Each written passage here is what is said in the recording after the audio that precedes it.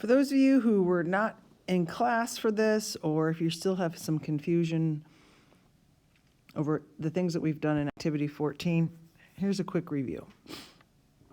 So we're going to talk about angles and triangles in standard position. We're also going to talk about Pythagorean theorem, sine, cosine, and tangent, and special right triangles. In standard position, when you go to draw an angle, positive angles go up, negative angles go down. And we'll go over the rules for each, how to draw them as well. So 440 is obviously bigger than 360. In fact, it's 80 degrees bigger than 360. So it's a positive angle, so we're going to go up. So there's 360, and then we have to go 80 degrees more, which is a guess. 80 degrees is not quite 90, so you can make it close to 90 or not. It's up to you. When you go around more than once, please make sure that you can see it. Don't spiral it so that it's on top of itself and we can't tell that you went around more than once. You also must draw in the terminal side. So the arrow has to be there, and the side where it ends has to be there. 280 degrees. Remember, this is 270 down here. So 280 is over here in the fourth quadrant, terminal side. Negative angles, they go down. Remember, this is 180.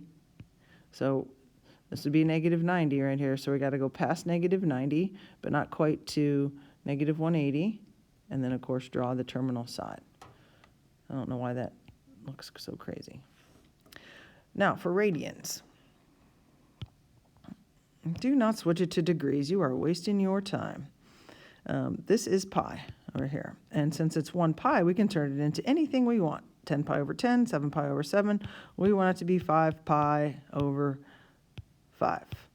If we double that, we get 10 pi over 5. So that's how you can write this in radians without having to think too much. So clearly we're going bigger than 5. This would be, like, say, 7.5 pi. If we did about halfway, right? Halfway is 5. So half of that's 2.5. Now, you would never write it like that, but we can think through it that way. So we're not quite going straight down. So we're just going to go right to here. And there it is. So let's go through this again with the pi over 8. So make this is 8 pi over 8. Well, halfway would be 4 pi over 8. So 5 pi over 8 is going to be somewhere over here. We don't really care about the exactness. We care about the quadrant that it's in. So for 7s, remember this would be 7 pi over 7. Double that, we get 14 pi over 7. So 15 is more than once around. So it's going to land here in the first quadrant because we're just pi over 7 away, which is very small.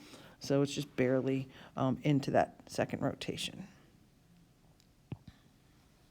We're not done with this. We're going to keep going. So if you need more examples, here we go. 210 degrees. Now we're asked to draw the angle and then draw the triangle. You only draw the triangle to the x-axis, never to the y-axis. So we only draw up and down, not left and right. That's a no. That's a really a big no. You'll never, it's going to be a long rest of the year if you do it that way. So let's go up and down only, please. So 210. Here we have to be way more exact, and we have to know a little bit more about the precision of the angle. So this is 180. So 210 minus 180, that's 30 degrees past 180. That's important. So we know we're going past 180, but not too far. So there's your terminal side. Then we draw the triangle to the x-axis. It's always a right triangle, so we drew that in. And then they're asked about the reference angle. A reference angle is between 0 and 90. So a reference angle is a positive angle that's in the first quadrant. So it's positive, which is important, and it has to be in the first quadrant. So basically, we're looking for that 30. So basically, the space between the 180 line and the terminal side is what we're looking for. So our reference angle is 30 degrees. I didn't have enough, since I colored it in, I didn't have enough space to draw it in there. I'll put it in the next one to show you. So negative 315. Well, 360 minus 315 is 45. So we're going to go all the way around, but not quite. Now for this, the triangle gets drawn straight down because we only draw to the x-axis. So this space in here is what we're talking about. We're talking about the reference angle. And since that space is 45 degrees, that is your reference angle. The reference angle is 45 degrees. Again, positive and between 0 and 90. Now, if the question's in radians, the answer is in radians. So stop switching to degrees. We've got to think in radians.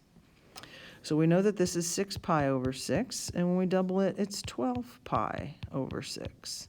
So 11 pi over 6 is right there, right? Somewhere in there. And then the question is, well, how far away are we? Because the triangle gets drawn up to the x-axis. How far away are we? What is this space?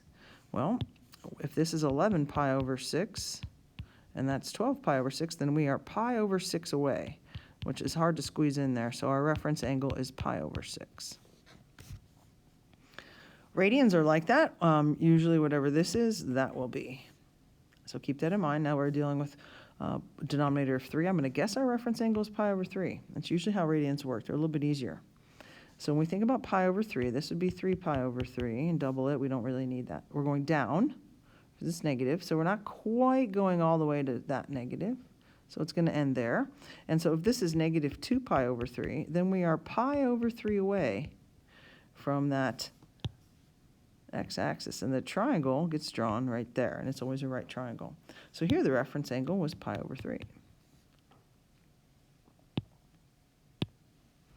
I'll show you why we need this here in a minute. We're going to put all this together as soon as we go through a few more things. All right, so now we have a different picture. And if you didn't do anything in activity 14, then this is going to be awkward. We have O is the origin, and P is a point on the terminal side. We're going to graph the point -4, 11. So it's up here somewhere. So this is basically point P. So we know we went -4 and we went up 11. That's how you make your right triangle. And we are looking for OP. OP with no line over it means the length. So we're looking for the hypotenuse. We don't have any angle measures, so we're going to have to use Pythagorean theorem. So we're dealing with -4 squared plus 11 squared equals hypotenuse squared. So we get 137. And then 137 doesn't break down. So OP is equal to radical 137. Your sides can be negative or positive. Your hypotenuse will always be positive.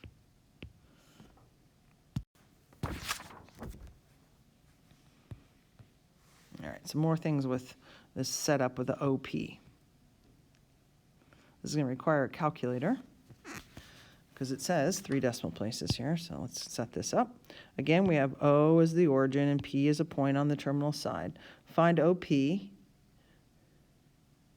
when the x-coordinate of P is 12 and the angle is 50. Okay, 50 degrees, that's first quadrant. All right, so here's my 50. We know that the triangle gets drawn straight down. It says the x-coordinate is 12, and we are looking for the length of OP, which I'm just going to call x. So with this is your angle right here we're looking at. This is the opposite side, which is blank. We don't know. We don't care about it. We don't need it. This is the adjacent side, and this is the hypotenuse. So then you have to say, okay, I have the hypotenuse and the adjacent. What uses hypotenuse and adjacent? Sine is opposite over hypotenuse. Cosine is adjacent over hypotenuse. Tangent is opposite over adjacent. So I know it's tangent. So that's how you know which one to use. So you say, okay, tangent of 50 is equal to adjacent over hypotenuse. When the letter's on the bottom, we divide. The letter's on the top, we multiply. So this is going to be 12 divided by tangent of 50. Some tricks, go to mode, make sure you're in degrees, because this is a degree angle. In our class, we switch back and forth from degrees to radians.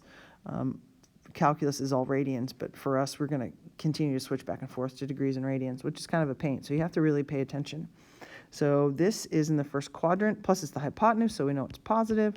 So we get x equals 18.669. So make sure you check your calculator and the way you've entered it, and make sure you can get that value.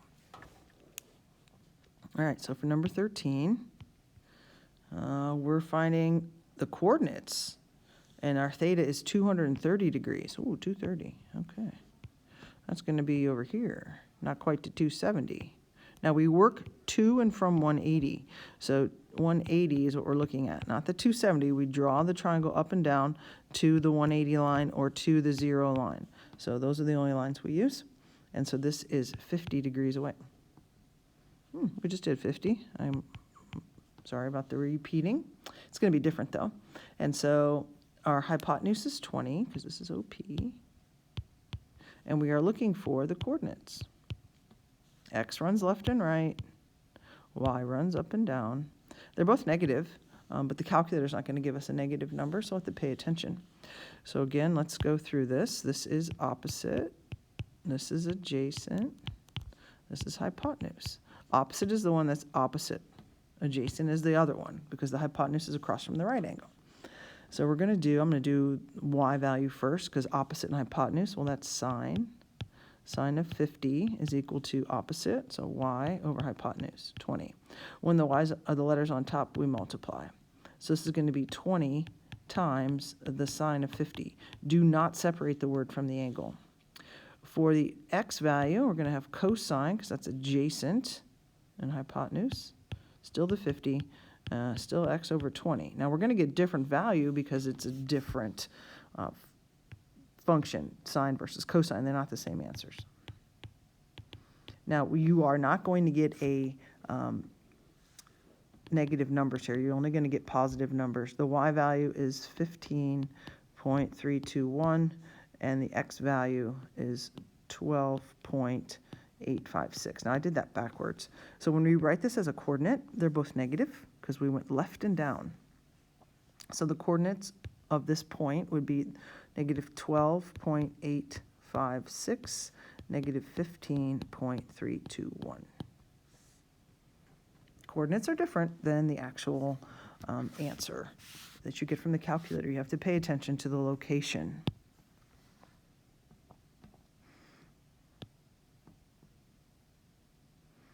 All right, 30, 60, 90, 45, 45, 90. 30 degrees is the smallest angle, so that's opposite the smallest side. So this is your short leg. I'm going to call this x. The hypotenuse is the king of all sides. It's always the biggest one. So the hypotenuse, we double it.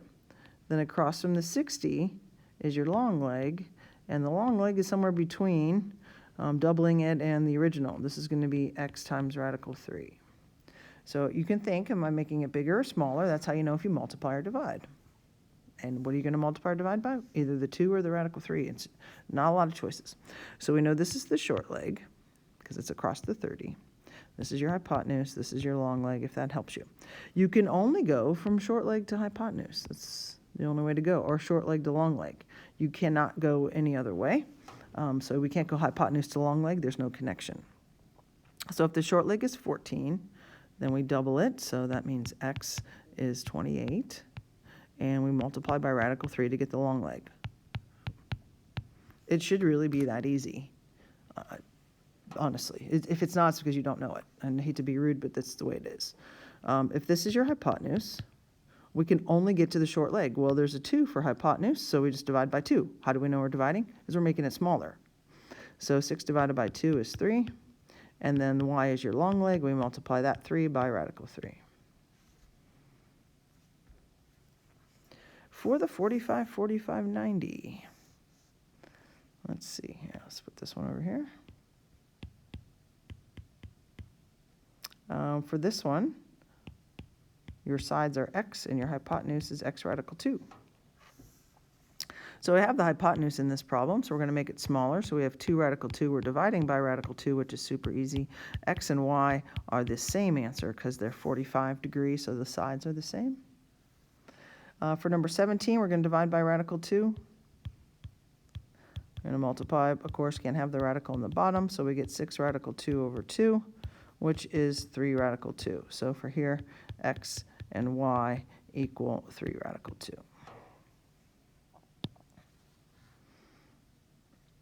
And here is why we need to know all of this. So here's pretty much everything all put together. We're going to draw 120 degrees in standard position. All right, so 120 degrees, second quadrant, standard position, triangle.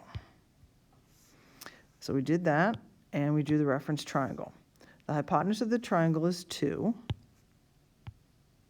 We want to find the tangent. All right. Well, if this is 120, then this is 180. So this angle right here is 60. I know that tangent is opposite over adjacent. I don't have the opposite or the adjacent, but I have that 60-degree angle. So in order to figure out these others, this is the 30 if you need that. So our short leg is here. So we're going to divide by radical 3. So we're going to divide by 2. So our short leg is 1. And then we multiply by radical 3. Now remember, we're in this quadrant.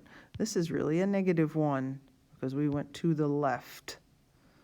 This is a positive radical 3. The hypotenuse is always positive. You've got to pay attention to the location of the triangle. So to find the tangent of 120, we actually don't use the 120. We use the 60. This is opposite. This is adjacent. So we have radical 3 over -1. So the tangent of 120 is negative radical 3. And that's how all of this stuff fits together into one problem.